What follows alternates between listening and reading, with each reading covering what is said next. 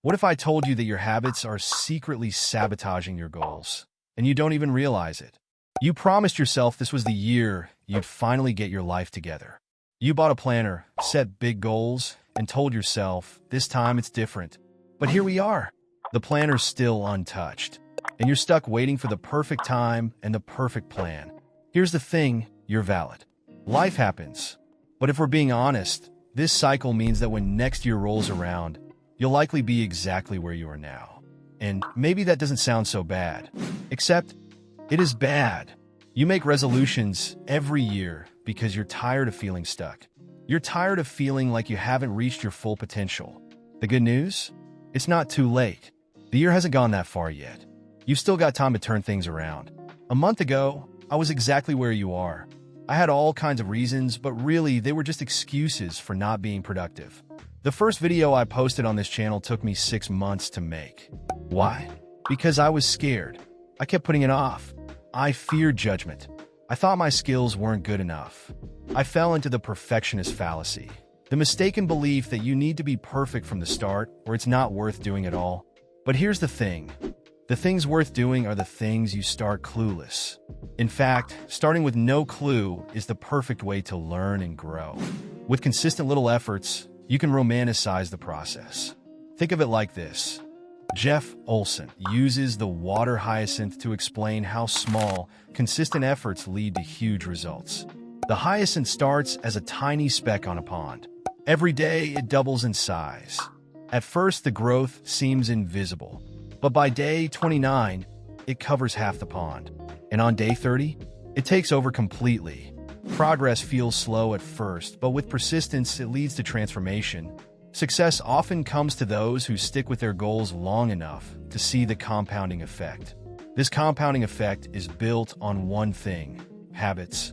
But not all habits are created equal. Some are good, some are bad, and some are what I call borrowed habits. Borrowed habits are the ones you pick up unconsciously from the people around you.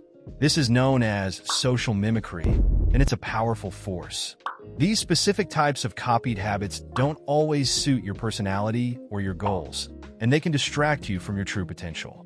For example, your friend leaves dishes unwashed for days, and you start doing the same. What that says to your subconscious is that you're a procrastinator, so it keeps putting you in situations where you procrastinate more. Eventually, you'll start feeling guilty and anxious because you barely manage to complete tasks. And that all started because you borrowed a habit that is not you. To make real progress, you need to reprogram yourself. You need to build habits that make work feel like a walk in the park. But the reality is, building habits that stick takes more than just motivation. It takes a certain level of focused obsession. Research shows that forming a habit can take anywhere from 18 to 254 days, with an average of 66 days for a behavior to feel automatic. The habits that last are the ones born from a justified need, something that's emotionally meaningful to you. For example, I lost over 80 pounds because my motivation wasn't just about looking good. It was emotional. I wanted to feel healthy, I wanted energy, and I wanted to show myself that I could take control of my life. Similarly, the reason I started this channel was emotional. I wanted to share my ideas and make a difference. And because I have an emotional attachment to these goals, I'm more motivated to keep going, even when things get tough. So, here's what I'll say to you. Start today. Right now. You don't have to get the camera out or start writing a script. You can begin by finding your emotional propellers, the feelings that will lead you toward real change. Write them down if you need to. But if you can establish these emotional drivers, you're already 99% of the way to making the change you want this year. Remember, progress doesn't have to be perfect. The important thing is to start and keep going. If you're ready to break free from bad habits and finally make progress, hit that subscribe button. Let's do this together.